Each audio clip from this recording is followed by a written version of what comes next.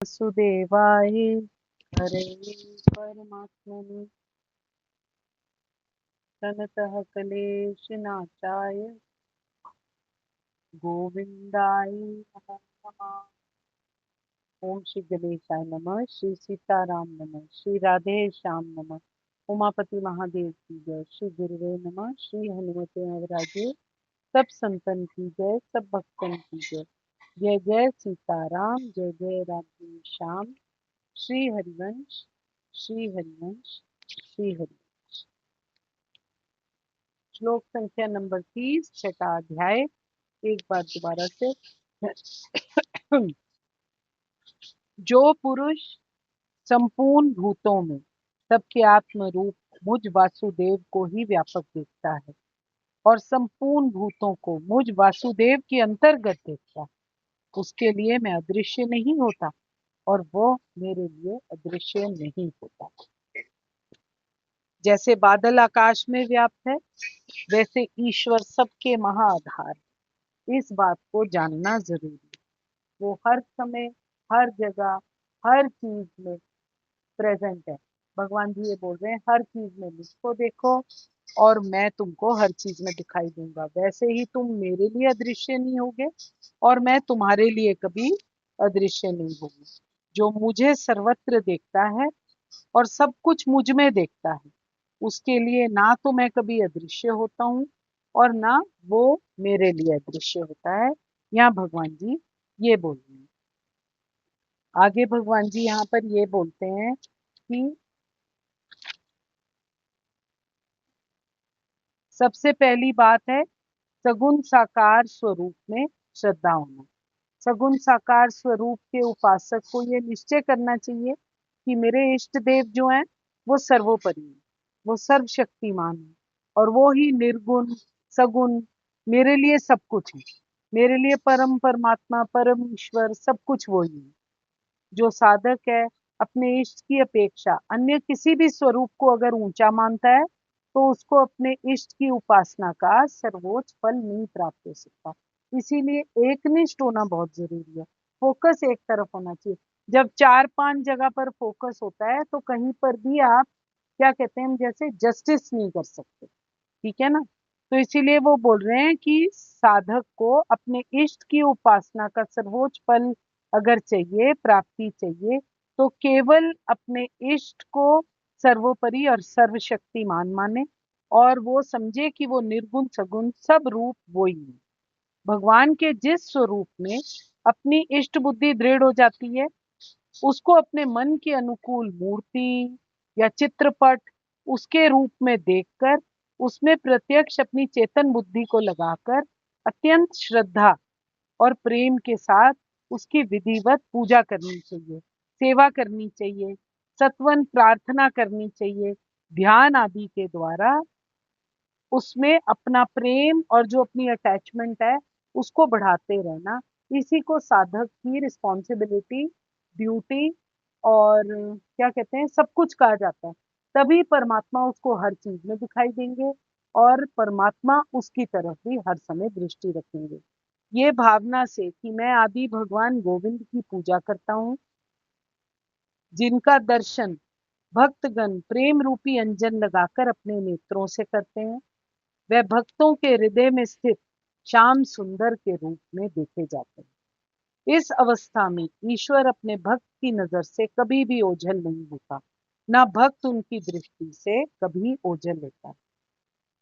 श्लोक संख्या नंबर 31।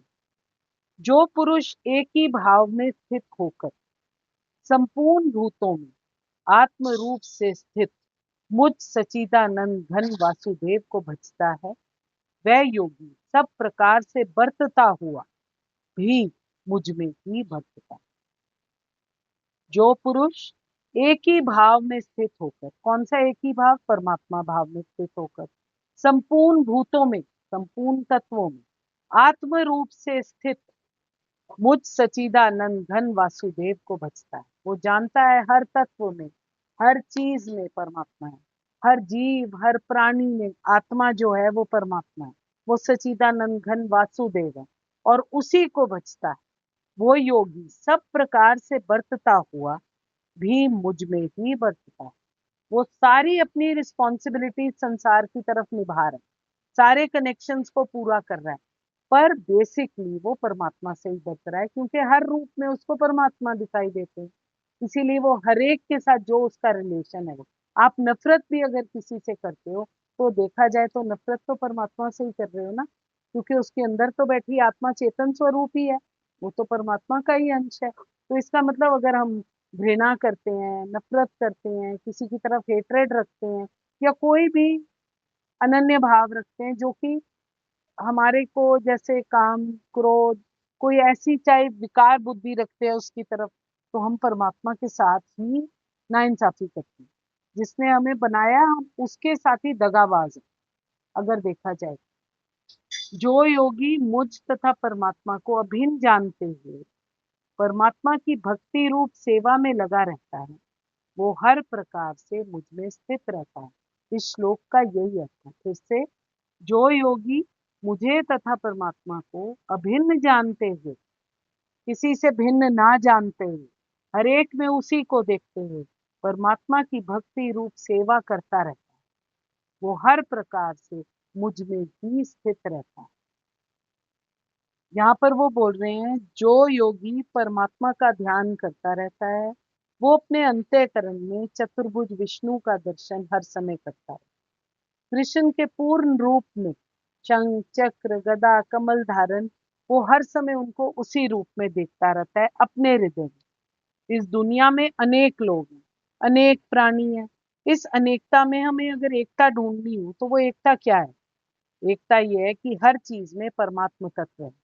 और इसकी प्राप्ति कैसे की जा सकती है? आत्मा की प्राप्ति परमात्मा से कैसे हो सकती है? ध्यान लगाने से। इस एक ही भाव में ध्यान लगाने से, अपने मन को लगाने से अपनी इंद्रियों को वश में किया जा सकता है, बुद्धि की वेग को रोका जा सकता है।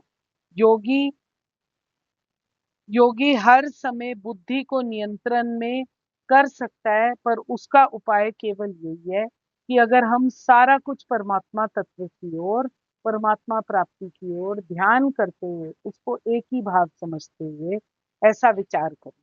बहुत सारे विचार हमें क्या करने हैं? ये तो मन को केवल विचलित करके इधर उधर भगा देते हैं। तो हमारे को अपने मन को एक ही भाव रखना है, परमात्मा की तरफ मोड़ के, सर्वथा और सर्वत्र अपने एकमात्र इष्ट देव भगवान का ध्यान करते करते हमें अपनी भिन्न स्थिति को सर्वथा भूल कर, कि हम उनसे अलग हैं, हम उनसे भिन्न हैं, हम उनसे डिफरेंट हैं, इसको भूल जाकर तन्मय हो जाना चाहिए परमात्मा के ख्याल में। फिर भगवान के सिवाय हमारे लिए और कुछ भी नहीं रहेगा। हम हर समय हर जगह केवल परमात्मा के दर्शन करेंगे। जैसे आप भाप ले लो, पानी ले लो, बादल ले लो, जब कोहरा पड़ता है, मिस्ट होती है, हल्की हल्की वो ठंडी ठंडी पानी की बूंदे मुंह पर महसूस होती है सर्दियों में। फिर जो बूंद गिरती है बारिश में, बर्फ जो होती है, सारों में एक कॉमन चीज है ना, वो है सारों में जल भरा हुआ है और कुछ भी नहीं। वैसे ही संपूर्ण चराचर विश्व में भगवान परिपूर्ण रूप से समाये हैं। इस चीज को एक्सेप्ट करना चाहिए, ये जानना और इसको प्रत्यक्ष देखना कि सारे तत्वों में केवल परमात्मा ही स्थित है, यही परमात्मा को भजना कहा जाएगा। इस प्रकार का भजन करने वाला पुरुष भगवान से सर्वोत्तम, भगवान जी की नजर में एक सर्वोत्तम स्थिति को प्राप्त कर सकता है, और हर समय हर जगह पर परमात्मा को अपने आसपास महसूस कर सकता है। जिस पुरुष को भगवान श्री वासुदेव की प्राप्ति हो गई है, उसको प्रत्यक्ष रूप में सब कुछ वासुदेव ही दिखाई देता है, उसको कुछ और दिखाई देता ही नहीं है। जिस चीज पर वो कल हमने क्या बोला था, सिया राम में सब जग जानी, जित देखूं तित श्याम मई है, श्याम कुंज बन जमुना श्यामा, श्याम गगन में घन घटा छाई है, सब रंगन में श्याम बरो है, लोग कहत ये बात नहीं है, हो बौरी कै लोगन ही की, श्याम पुतरिया बदल गई है, चंद्र सार रवि सार श्याम है, मृग मद सार काम भजई है, नीलकंठ को कंठ श्याम है, मनु सामता बेल बई है, श्रुति को अक्षर श्याम देखत, दीप शिखा पर श्याम तई है। नर देवन की कौन कथा है, अलख ब्रह्म छवि श्याम में। अलख ब्रह्म छवि श्याम में, अलख ब्रह्म छवि श्याम में। उसकी दृष्टि में सब कुछ एकमात्र भगवान के साथ ही होता है। वह हाथों से किसकी सेवा करता है, भगवान की सेवा करता है। मधुर वाणी से किसको सुख पहुंचाता है, भगवान को सुख पहुंचाता है। किसको देखता है, उसके नैन किसकी तरफ मुड़ते हैं, भगवान को देखते हैं। किसका साथ करता है, किसके साथ चलता उठता बैठता है, भगवान जी के साथ करता है। किस ओर उसकी दृष्टि है, परमात्मा की ओर उसकी दृष्टि है। क्या करता है, सब कुछ भगवान जी के साथ ही करता है। इस प्रकार जो बरतता हुआ, सब कुछ करता हुआ, वो भगवान में बरतता है।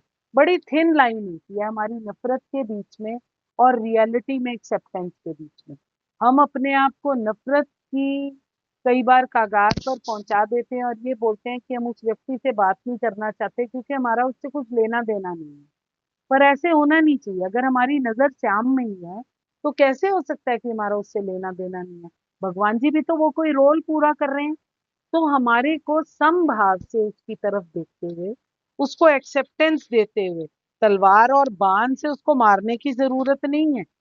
उसको उसके अंदर भी हम परमात्मा के साथ हम जैसा व्यवहार करेंगे, नॉर्मल, डिटैच्ड, समभाव रहते हुए, उसके साथ सावधानी के साथ अच्छा व्यवहार करते हुए, अपनी भगवत बुद्धि को हमको स्वार्थहीन रखकर, कोई अहित ना किसी का होए और हर समय स्वाभाविक तौर पर दूसरों के हित की भावना हमारे दिमाग में हो, ऐसी अवस्था को दिमाग में रखते हुए परमात्मा की नजर में एक श्रेष्ठ पुरुष, एक ज्ञानी पुरुष या योगी बनना, यही हमारे जीवन का लक्ष्य होना।